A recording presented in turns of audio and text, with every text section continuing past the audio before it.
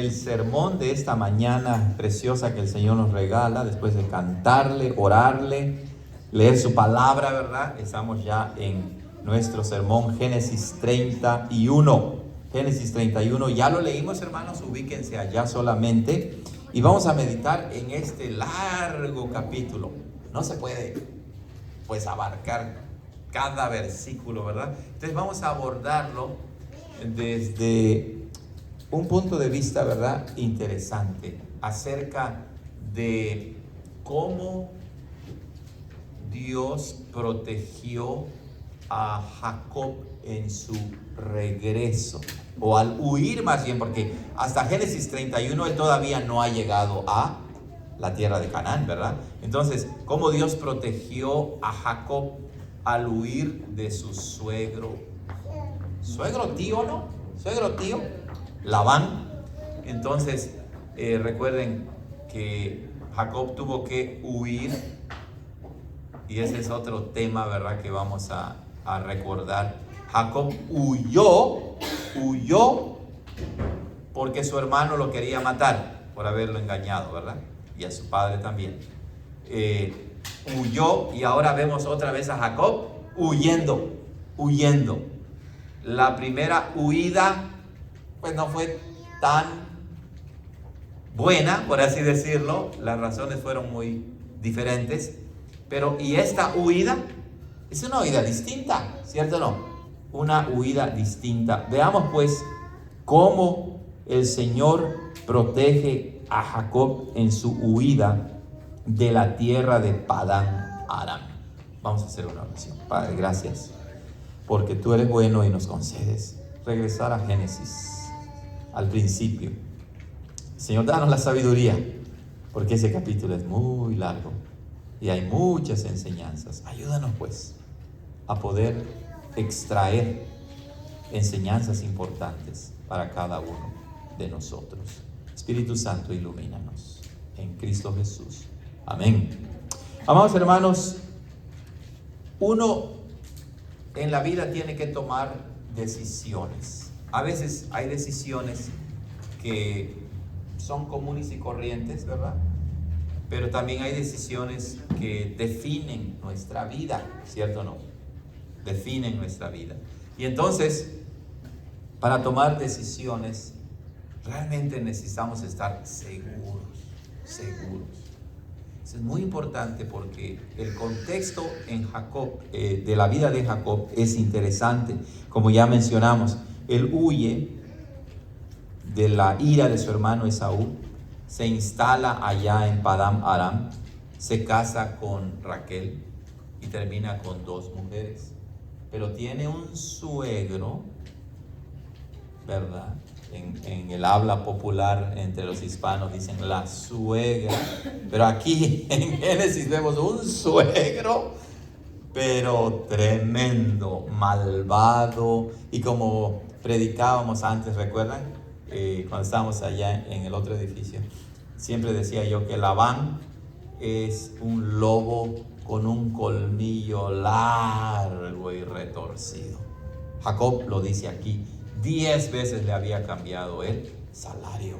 Imagínense vivir con un Labán, vivir con un hombre así terrible, ¿verdad? Entonces, el Señor ya le había dicho a Jacob, cuando él salió huyendo de la tierra de Canaán, que él lo iba a cuidar y que lo iba a llevar de regreso a la tierra de Canaán, porque Dios tenía un plan más grande que los planes de Jacob, ¿verdad? A pesar de que Jacob no se lo merecía, Dios tenía un plan muy importante con Jacob, porque a través de Jacob, hasta este tiempo de hecho, ya nacieron ¿quiénes? Las tribus, ¿verdad? Los hijos, los 12 que formarían las 12 tribus de Israel. Bueno, Jacob no ha sido perita en dulce o monedita de oro para que todos lo quieran. Ha tenido sus grandes pecados, pero al mismo tiempo Jacob se ha sometido a la voluntad de Dios y hace la voluntad de Dios aún con sus defectos. Dios está con él, lo guarda y lo cuida, pero lo ha disciplinado. ¿Se acuerdan que le explicábamos antes? Lo ha disciplinado bastante a Jacob. Él ha sido engañado, así como él engañó a su hermano y a su padre. Ha sido engañado, ¿cuántas veces? 10 veces por su suegro. Entonces, hermanos, ¿era tiempo ya de que Jacob regresara a su tierra? ¿Verdad que sí? Ya era tiempo. Habían pasado ¿cuántos años? 20 años. 20 años. Y Jacob ya no volvería a ver más a su madre Rebeca. Su mamá, ¿recuerdan? Lo envió a Padán Aram, a la casa de Labán, su tío. Y ya no la vuelve a ver porque ella ya ha muerto. ¿Ok? Y entonces debemos tomar decisiones importantes. ¿Y qué aprendemos aquí acerca de tomar decisiones importantes? Varias cosas. En primer lugar, noten que Jacob está prosperando. ¿Se dan cuenta quién? Sus cuñados, ¿no? Se dan cuenta y están enojados. Pero él está prosperando. No hay que perder de vista eso. Cuando dice en el texto que Jacob montó a sus hijos y a sus mujeres en camellos, pues eso significa que él era un hombre suficientemente rico para trasladar a sus hijos, a su familia en camellos. O sea, tenía muchos animales. Entonces, en medio de las luchas con su suegro, al mismo tiempo Jacob recibe la bendición de Dios. Bien pudo ser que Jacob dijera, bueno, pues si ya Dios me está bendiciendo, ¿para qué regresar a la tierra de Canaán? Pero Dios le dice, Jacob, este no es tu lugar final. Aquí estás de pasada, tienes que regresar. Y entonces, eso es lo primero que quiero que noten. En medio de la abundancia que Dios le da, Dios le dice, tienes que regresar. Y es que cuando tenemos que Dios nos bendice de una u otra manera, es más difícil decir voy a cambiar, ¿verdad? Me voy a ir a otro lugar. Si Dios te da una casa y luego tienes que ir a otra, es difícil, ¿cierto o no? Pero lo importante aquí es que veamos que Jacob se somete a la voluntad de Dios. Y cuando uno se somete a la voluntad de Dios, no va a ser fácil a veces, pero es lo mejor, lo mejor. Y entonces hay algunas cosas que debemos tomar en cuenta. Primero, debemos tomar en cuenta nuestras circunstancias, ¿verdad? Nuestro entorno, mirar, observar. Y es lo primero que nos recalca Moisés, que escribió Génesis 31, porque nos hace ver las circunstancias en que Jacob se encontraba. Se dio cuenta que ya sus cuñados no estaban contentos y que también había cambiado el rostro, la cara de Labán. Ya Labán no estaba tan contento, porque él siempre quería para sus intereses, no le importaba a los demás. Pero entonces se dio cuenta que los hijos de Labán hablaban mal de él y Labán también ya no lo veía igual. ¿Cómo sucede cuando alguien está molesto? Elías lo veo muy bien ahorita, me está viendo. Pero ¿qué sucede cuando ya está disgustado? ¿Cómo cambia Elías? ¿Verdad? Y cambian, ¿verdad? Grace también, a veces sonriendo, pero cuando se molesta, parece que le salen cuernos, ¿verdad? Y entonces cambia el rostro. Entonces, esto, hermano, es importante porque bíblicamente estamos aprendiendo que para tomar una decisión tienes que mirar tu contexto, tus circunstancias y darte cuenta si es correcto seguir en lo mismo o no. Pero bueno, no siempre las circunstancias son definitivas. No. Tenemos que aprender también que, hermanos, Dios nos llame. Dios puede usar las circunstancias, ¿verdad? Dios ya bendijo a Jacob. Jacob se da cuenta de que no está bien la relación con la familia de su suegro. Y en el versículo 3 llega lo que él necesitaba escuchar otra vez. También Jehová dijo a Jacob, vuélvete a la tierra de tus padres y a tu parentela, y yo estaré contigo. el llamado de Dios, la voz de Dios. Y ahora nosotros, ¿cómo escuchamos la voz de Dios? En la palabra, en la palabra. Entonces, tenemos que ver nuestras circunstancias e ir a la palabra antes de tomar una decisión. Y déjenme decirle, hermanos, yo les he enseñado eso en la iglesia muchas veces, ¿verdad? Hay que ser sabios, hay que ser sabios. Pero cuando vienen los problemas, déjenme decirle, en medio de los problemas, yo he tomado malas decisiones. Y me rasco la cabeza y me quiero arrancar los pelos porque digo, yo enseño esto y no lo hago como debo hacerlo. Y es que uno realmente, y este es otro requisito, para tomar una decisión debes tomar el consejo, empezando en el hogar del esposo o de la esposa. ¿Cierto o no? Y eso es lo que hace Jacob. Noten lo que dice ahí en el versículo 4. Y Jacob envió a llamar a Raquel y a Lea al campo donde estaban sus ovejas. Y les empieza a narrar lo que sucedió. Lo que ellas ya saben también. Aquí lo interesante es que Jacob se las tenía complicadas porque para empezar tenía 2 mujeres. Bueno, sí, tenía 2 mujeres legalmente, pero aparte estaban sus concubinas. Recuerden que en la dispensación del Antiguo Testamento Dios permitía todo esto, y una de las cosas por las cuales lo permitía era para ver lo complicado y lo difícil que era vivir en una relación polígama de muchas mujeres. Y entonces Jacob, lo importante aquí es que llama a sus mujeres, las cuales se llevaban muy bien, ¿verdad? Al parecer ellas vivían apartadas.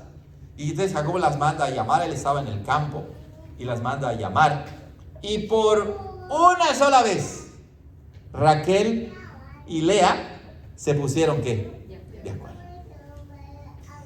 Se pusieron de acuerdo. Y este acuerdo para estar en contra de su padre y de sus hermanos también. Y es que así debe ser un matrimonio, ¿verdad? Si no hay unidad en un matrimonio, las cosas no marchan bien. Es difícil, es complicado, ¿cierto o no? Poniendo la analogía de un vehículo, cuando pasa un vehículo, ¿verdad? O nuestros vehículos los manejamos y suena muy bonito, dices, qué bueno, ¿verdad? Dices, con confianza avanzas y dices, voy para acá, voy para allá. Pero cuando un vehículo no está bien, uno lo escucha, aquí lo escuchamos a cada rato, pasan unos carros chillando y arrastrando cosas y uno dice, ¡ay, ay, ay!, ¿verdad? Y así es un matrimonio también, ¿cierto o no? Cuando una pieza, ya sea esposo o esposa, no están de acuerdo, el matrimonio chilla, hace ruido y avanza casi arrastrándose. Bueno, Jacob no tenía un buen matrimonio. Tenía luchas, problemas, amaba más a una que a la otra, y es que así sucede, ¿verdad? Pero aquí Dios tuvo misericordia de Jacob en que le permitió que sus mujeres, al menos por esta vez, estuvieran de acuerdo. Entonces, 3 puntos hasta aquí. Las circunstancias, tu contexto, examínalo. Segundo, asegúrate del llamado de Dios. Y tercero, pues tienes que buscar consejo, en este caso en la familia, en el matrimonio, con los hijos. Pero cuando hay problemas también en la vida, ¿verdad? Uno también puede acudir a tu pastor, anciano gobernante, a otro hermano o hermana sabia dentro de la iglesia. Uno no debe tomar decisiones a la ligera. Uno debe de esperar. Y como hombres somos muy impulsivos, muy impulsivos. Mi esposa siempre me ha dicho, no. Pregunta al hermano Julio, pregunta al pastor, pregunta. Y yo no pregunto, ya ahí voy y tomo malas decisiones. Entonces uno siempre debe buscar el consejo de Dios, que nos lo da por medio de la palabra, pero también nos lo da por medio de la sabiduría que da a otros hermanos. Entonces no tengamos temor de pedir consejo. No a cualquiera, ¿verdad? No a cualquiera. Como dice el dicho, a buen palo te arrimas, ¿verdad? Así dice un dicho. No a cualquiera, hay que ir y preguntar. Pero uno debe ser prudente, debe mirar, observar, pasar tiempo, ¿verdad? Y decir, ok, puedo acercarme a la hermana Arlene, puedo acercarme al hermano José, a mi hermana Socorro, etc. Pero en nuestra cultura hispana, a veces el pedir una consulta, al pedir un consejo, se ve como debilidad, ¿no?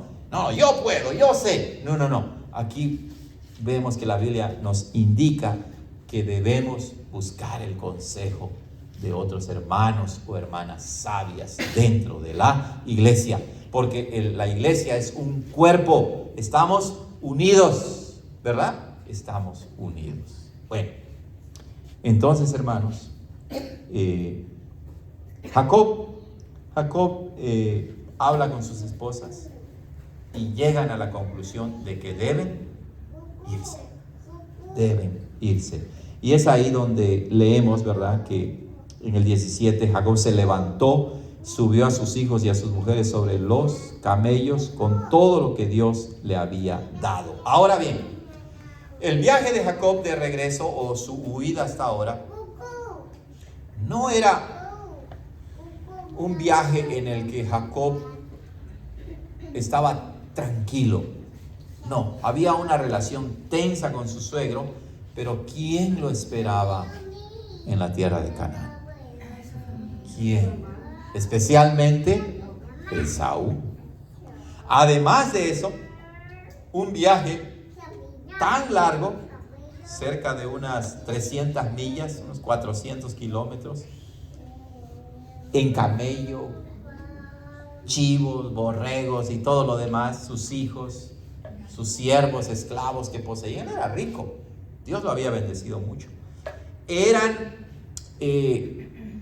la atención de todos los demás y podía ser atacado en el camino.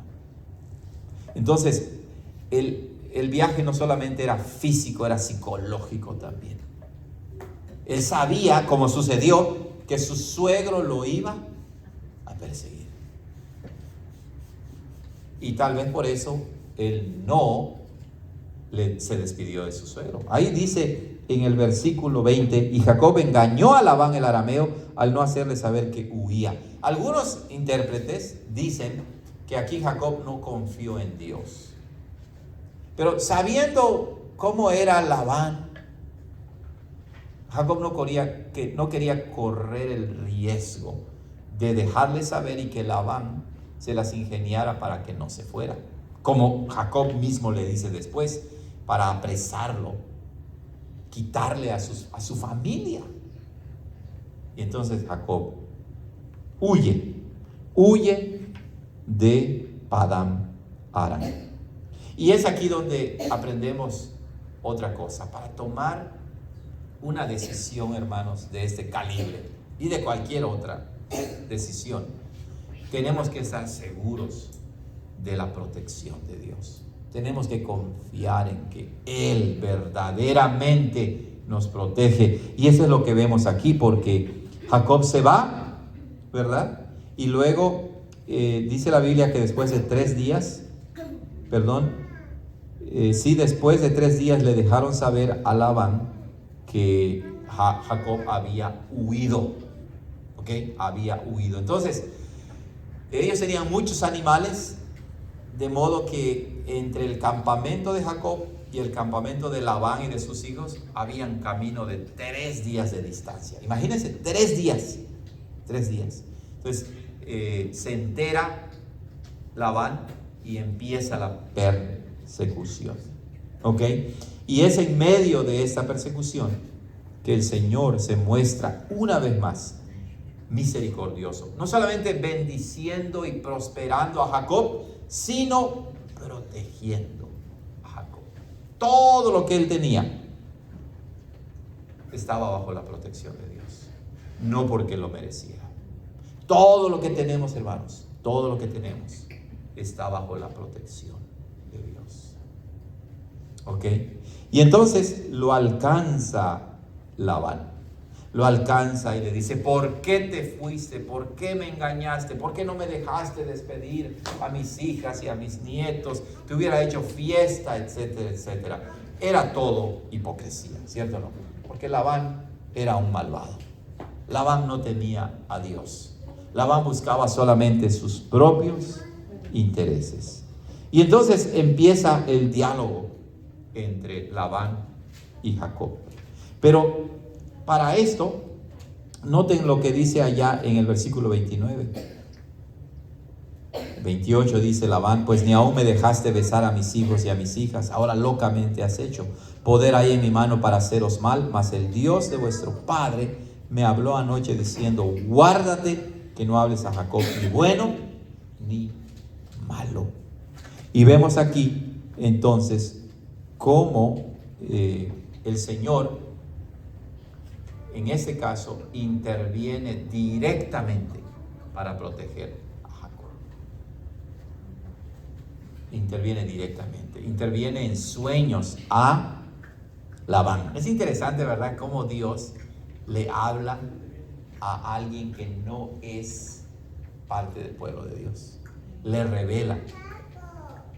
O sea, Dios en su soberanía hace eso. Dios revela algo incluso a los paganos.